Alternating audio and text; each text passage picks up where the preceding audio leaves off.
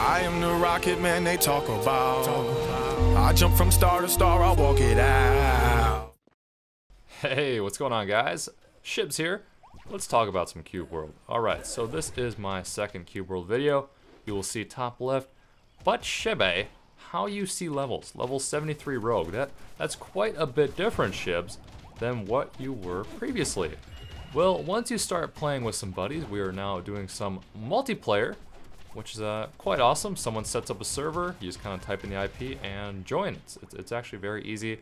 And leveling is much easier because it's not like XP gets cut in certain ways, it's just everyone gets XP. But how you get XP, it's more difficult for a melee class like myself because you need to hit the mob and do some kind of damage to them, typically. I mean, usually you'll do damage to mobs. You'll see the boss character in a second. We're just clearing a little quest. I guess you can consider this like a valley dungeon.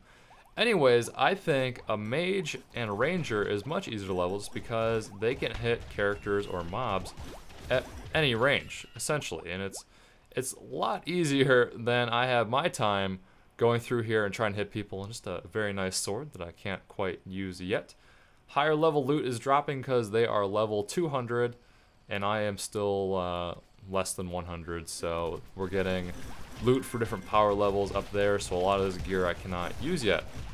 Here is the boss character, and you'll see that my melee attacks, they don't do any damage, which obviously doesn't really help me out. So as I quickly figured out, the only thing I can really do is possibly take aggro from the boss, where he would try to shoot me and I'd dance around and usually die because he hits like a truck.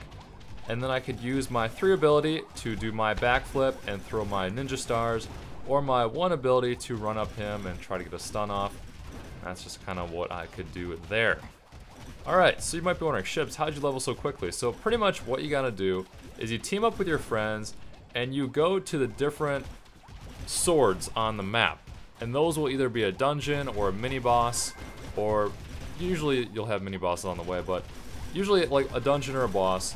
And you go in there and you can take them out, and it's just a crazy amount of XP. As you will see with this guy getting killed, it was something like 500, 700, 800, 900 XP. I'm not really sure what it's going to be, but usually that's what one of these bosses are. The loot is really good. He just instantly kills me, like nothing I can do to react here. And I think this is pretty epic, just hang gliding into the boss battle.